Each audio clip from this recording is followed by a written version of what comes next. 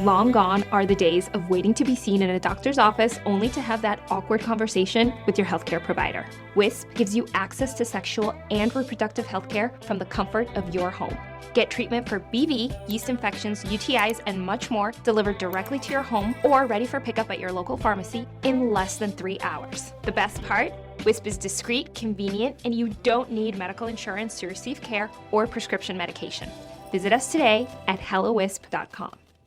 Guilt is embedded, deeply woven into the tapestry of our social conditioning as girls and women. How much of your life have you stopped stepping into your true self, where the path of that might be things like doing things for you, just for you, that because they feel selfish, because they are things that will make you feel guilty for actually doing it, that will get you to be the best version of yourself, that will allow you to engage in self-care. How many times have you stopped yourself from doing acts like those because you know that you are going to feel guilty? You're listening to Make Some Noise Podcast, episode number 681.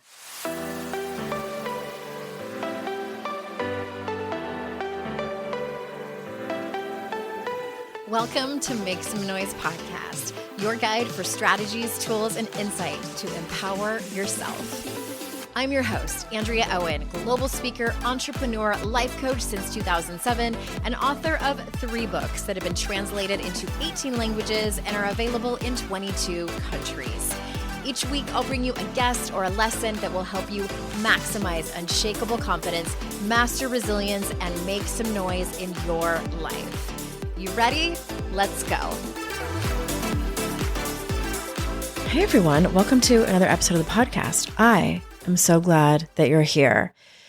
Happy June. I'm actually recording this on Friday the 13th, and I hope your Friday the 13th went really well. And I had planned to have this solo podcast episode be about my journey when I went to Costa Rica last week and drank the medicine that is ayahuasca. However, I don't think I'm ready to share all of that yet. I still am processing that whole experience, and it will come very soon. And the good news is I had the most amazing coaching session this morning with one of my clients where we talked about a particular topic, guilt, and I asked her permission to share this particular bit of information that I'm about to share with you, because it can really open your eyes. And so that's where I'm shifting to today. But please know that episode is coming soon, which reminds me, I have learned that as someone who does this work for a living in personal growth, and also who's been to Rhythmia, which is the center that I went to drink the ayahuasca medicine, I'm allowed to take a group there. When I heard about that, I immediately thought, well, that's going to happen.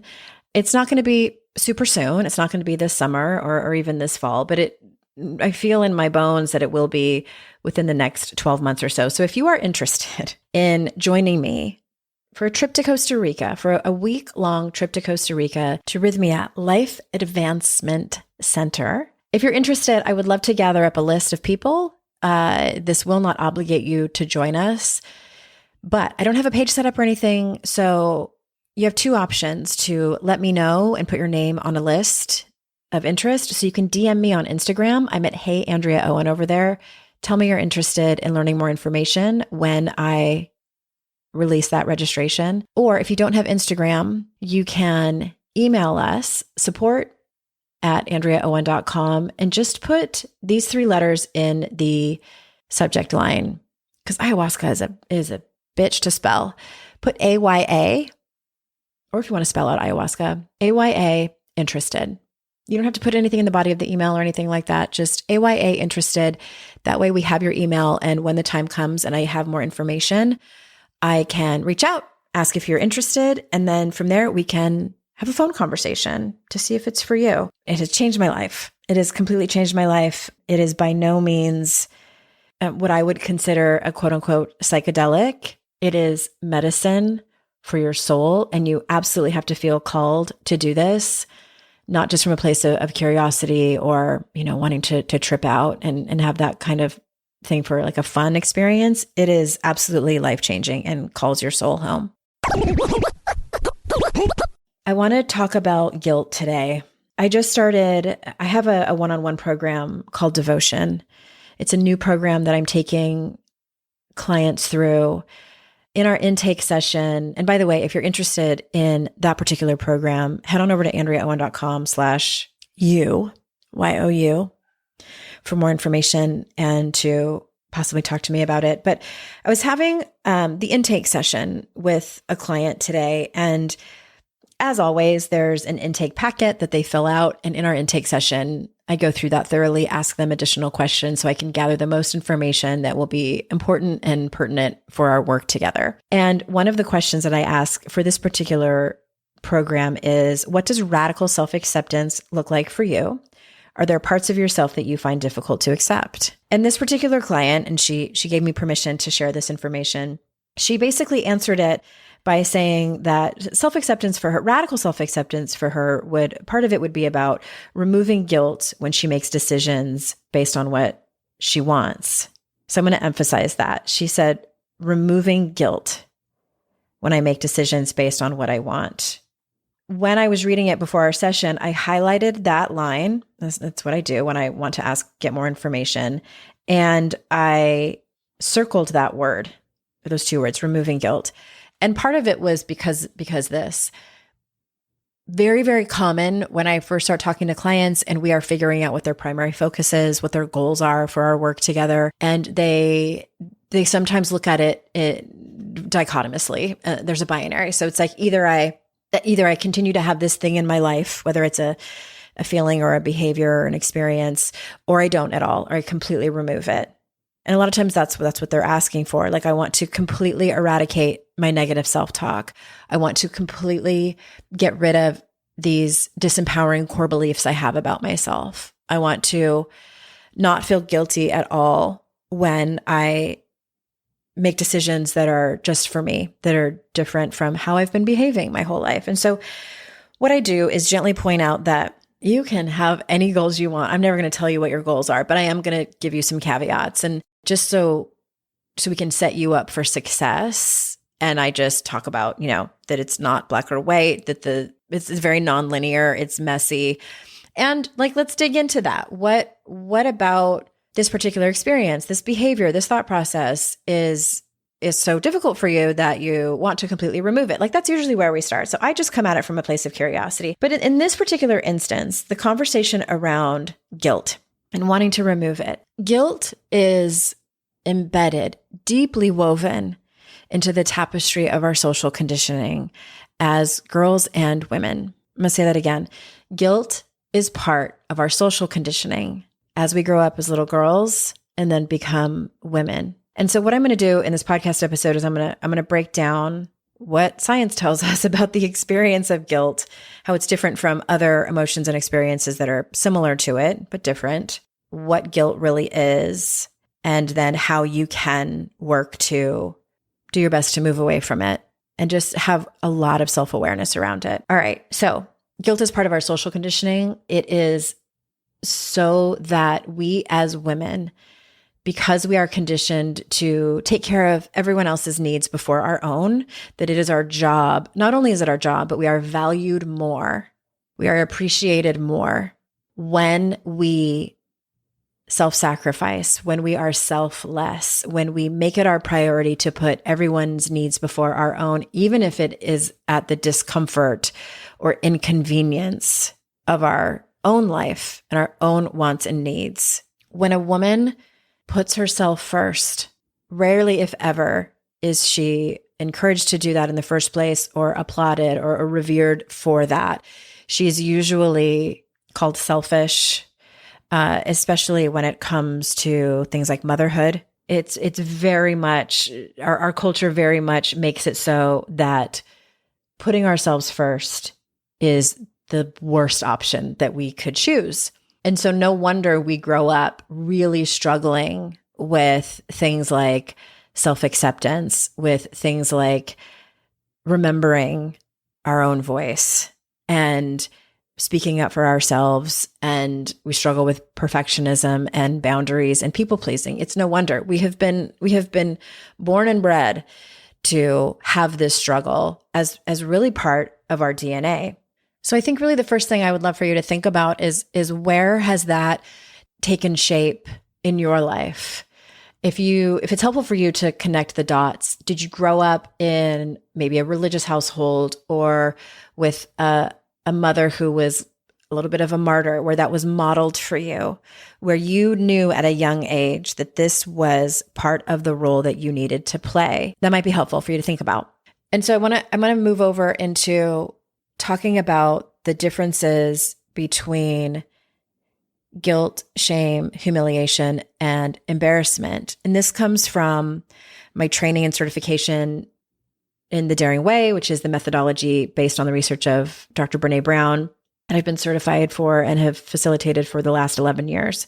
A tiny bit of background. Brené started her research for her doctorate wanting to study human connection. And fairly quickly, she realized there was something that stopped that unraveled human connection, and then found out that it was the human emotion and experience of shame, which brought her to be the Brené Brown that we know today, who writes primarily around shame resilience. And that's the work that I facilitate, and also courage and vulnerability. That's what we know her for. And so some of the nuances of that work and that research are naming what the differences are between those four emotions: guilt, shame, humiliation, and embarrassment. And I'm going to talk about guilt last. Let's talk about shame first. So shame is the feeling and experience of feeling unworthy, of feeling that you are fundamentally flawed, the feeling of being othered. So if you hear the phrase, you should be ashamed of yourself. So I'm going to give you a fairly rudimentary example. So if someone has, even if they have, a mental illness where they're a hoarder, and whatever it is that their mental illness is, that they have let their house get to a state that is unlivable. Someone maybe watching that on TV or online may say, or maybe even comment, that person should be ashamed of themselves. So what they're essentially saying is that you are different from us. You are worse than us. You should feel ashamed of yourself. You should feel like you are not like us, that you are not like the better people who are able to keep their home clean and in order. So shame is a way for us to feel different from the community, from the tribe, from the other people. And shame can be used as a tool of oppression. It can be used as a tool of keeping people in line. One of the things I say about shame is that shame can change behavior on a dime, especially with children. However, the long-term effects can be destructive and detrimental and lead to things like addiction. Research shows this: addiction, suicide, etc. And shame is also sneaky. This is something I talk about in the introduction of How to Stop Feeling Like Shit. And that it's not necessarily, shame can also work in this way. It's not necessarily that we walk around feeling ashamed and that it impacts us only when it actually occurs in our body. No, we actively do things like all of the coping mechanisms that I talk about in How to Stop Feeling Like Shit. I'm taking people through the live program right now. People pleasing, lack of boundaries, perfectionism, control, self-sabotage, numbing out. We do all of those in an effort to avoid shame. Many times, whether you know it or not, shame is driving the bus. Shame is in charge. And this is a large part of the work that I do. It's not about eradicating shame from your life. Like, that's impossible to do. And anyone that tells you that that's the goal and that's what they can help you do, they are selling you snake oil. It's not about that. It's learning how to become shame resilient. It's learning how to see it, to bounce back from it. And that is a very quick way of talking about what that looks like. There's a whole lot of in between, but for sake of this podcast episode, let me talk to you about what humiliation is. Humiliation has the same physiological impact that shame does. We feel it the same exact way in our bodies. The main difference is deserving. So if you can think of a time where you have felt something incredibly impactful, and it felt embarrassing, and it felt just like you were being watched.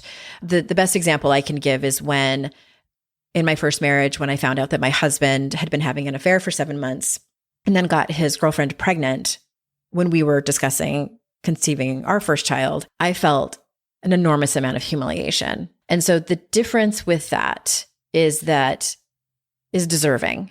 I didn't feel like I deserved what happened to me. I didn't think that I deserved to feel that way. I didn't feel like I was fundamentally flawed as a human and therefore was experiencing this thing. I knew that he had made the mistake. I knew that he was the one who had got us into this predicament, but I still had the same physiological experience of shame.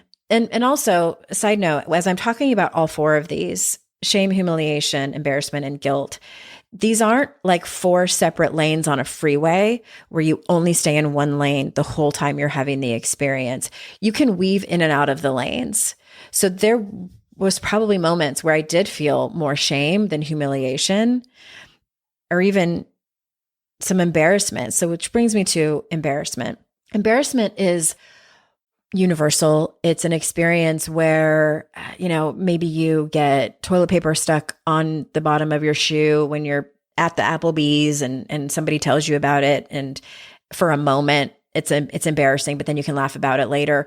Or if you're with a group of friends and maybe you don't know them that well and somebody makes a joke and you're laughing and you fart while you're laughing. And it's one of those things where it's like, what happens to everyone. Like you don't feel the isolation around it like you would with shame.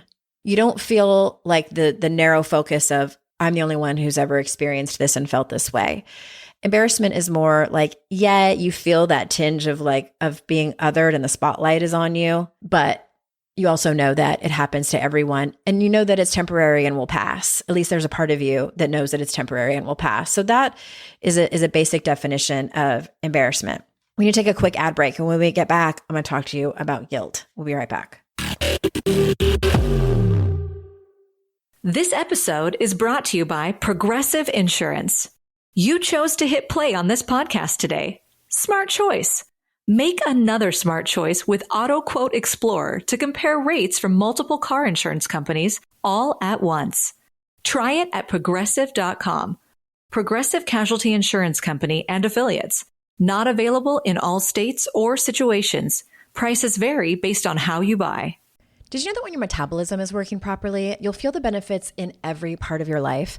I've found a tool that's helped me tune into my body to make smarter decisions with my health. It's called Lumen. Lumen is the world's first handheld metabolic coach. It measures your metabolism through your breath. Yes, your breath. And tells you if you're burning fat or carbs. Then using the app, it gives you custom guidance to optimize your nutrition, workouts, sleep, and even stress management. Here's how it works. First thing in the morning, I breathe into my Lumen and it tells me what fuel my body's using. From there, I get a personalized nutrition plan for the day, and I can check in before or after meals or workouts to see how my body's responding in real time. It's like biofeedback, but actually useful. Why does this matter? Because your metabolism is your body's engine. When it's working well, everything improves. Energy, sleep, fitness results. Lumen even tracks your cycle and menopause shifts, which has been huge for me in keeping my energy steady and cravings in check.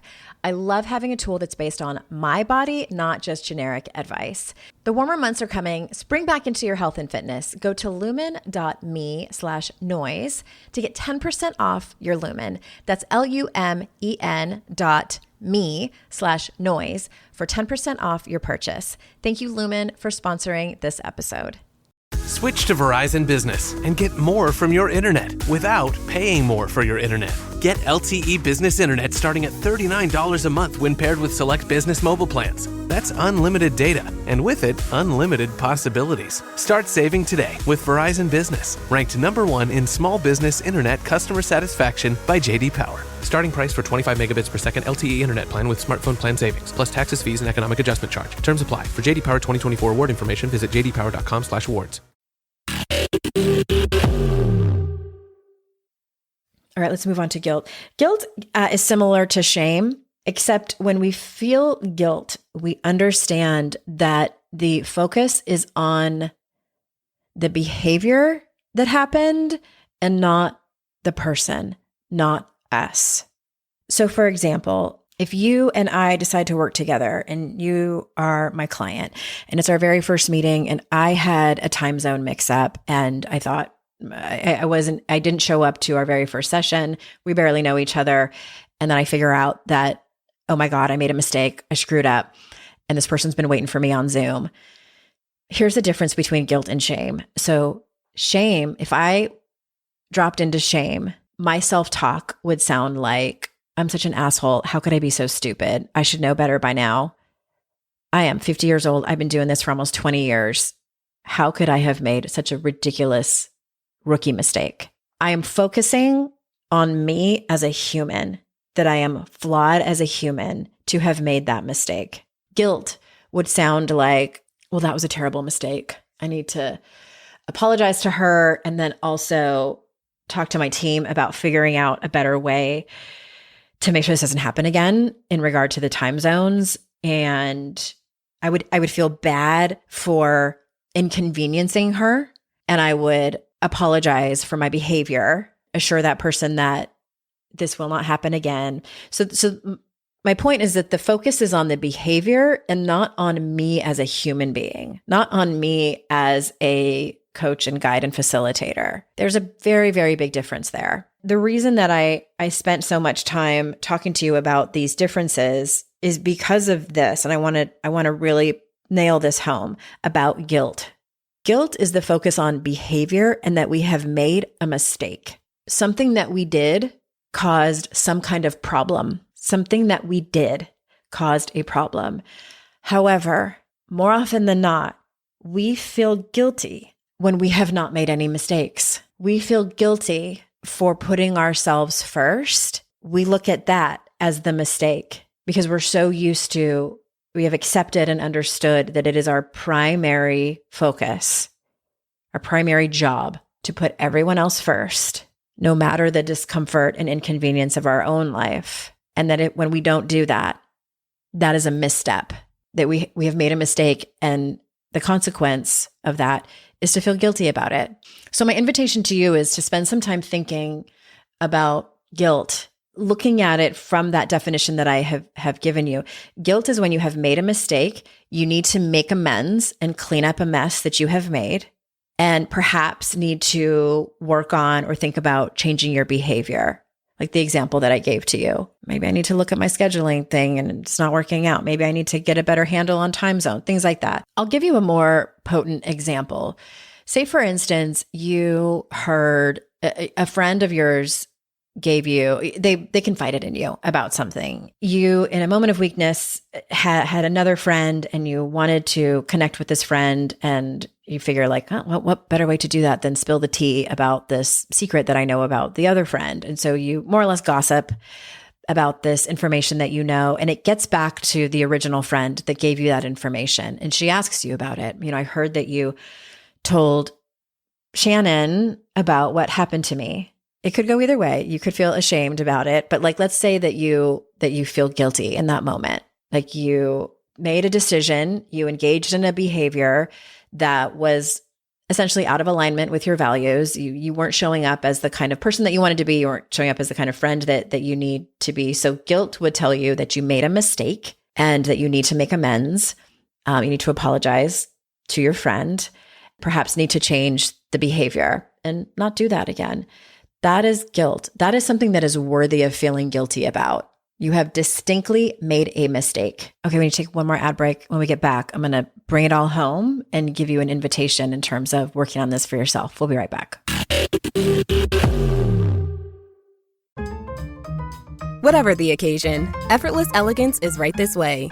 Because Hilton brings you new ways to stay courtesy of the Nomad London. And it doesn't stop at award-winning dining in a space draped in velvet and illuminated by vintage chandeliers. No, this day goes beyond with unparalleled personalized service and attentive hospitality. Oh, and did we mention the Nomad London can be booked using your Hilton Honors points at Hilton.com? Hilton, for the stay. Is anyone out there? Another salesperson enduring the endless search. exhausting.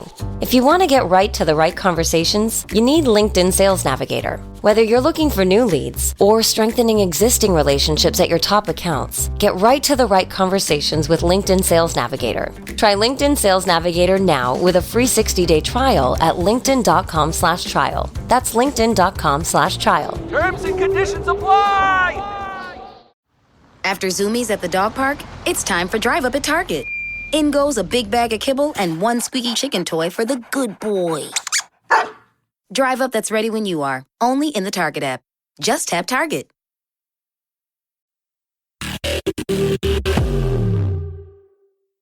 Okay, we're back. The reason that I'm hammering it home in terms of trying to make clear distinctions about what are the differences between all of those experiences, shame, humiliation, guilt, and embarrassment, but especially about guilt, is because how much of your life have you stopped yourself from doing something because of, I'm using air quotes, because of guilt? How much of your life have you stopped stepping into your true self, where the path of that might be things like doing things for you, just for you, that because they feel selfish, because they are things that will make you feel guilty for actually doing it, like planning or just going on a girls' trip, doing something where you set aside time just for yourself in order for you to do whatever it is that you want, that will get you to be the best version of yourself, that will allow you to engage in self-care.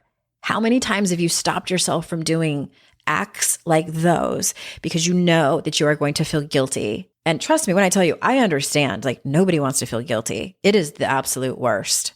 That's what I want you to really think about.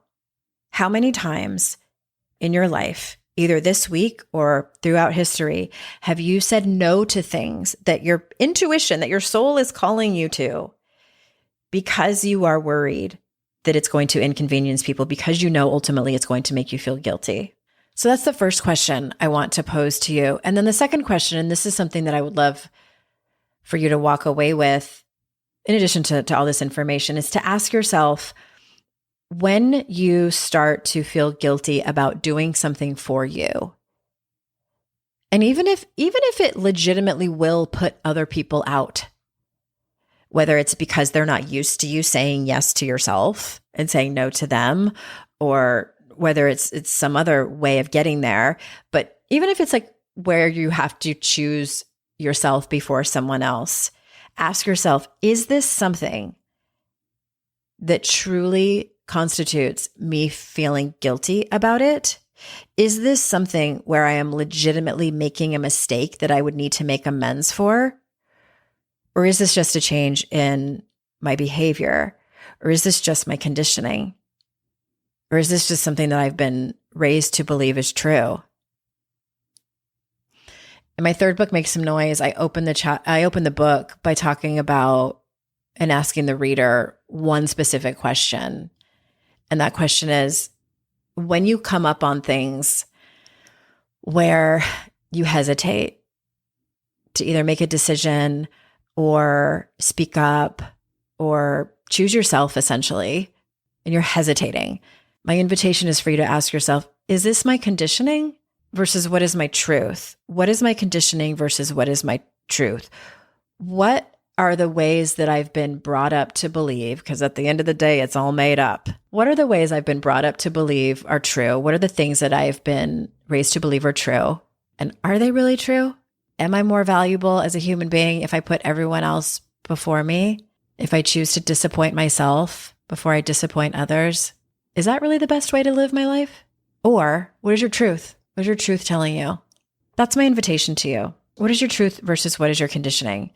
Is that something you really need to feel guilty for? Is that something that constitutes a mistake and that will ask you to clean up the mess and make amends? So I hope that's helpful. I hope that my conversation this morning with my client that has turned into a podcast episode was helpful. And big thanks to my client who gave me permission to talk about this. And I'm just thinking of all of you listening, and I appreciate and I'm so grateful that you choose to join me every week, whether you make it a weekly occurrence or whether you catch up with the episodes that you love. And I encourage you to share this with a woman that you think it might resonate with. I've tried to make it short enough that it's easy to listen to. And again, if you're interested in working with me one-on-one with this particular program that I mentioned, I'm working with this client. That's over at AndreaOwen.com/UYOU. All these links are in the show notes too. And if you're interested in possibly joining me for an ayahuasca retreat, DM me on Instagram or send an email to support@AndreaOwen.com. And remember, it's our life's journey to make ourselves better humans and our life's responsibility to make the world a better place. Bye for now.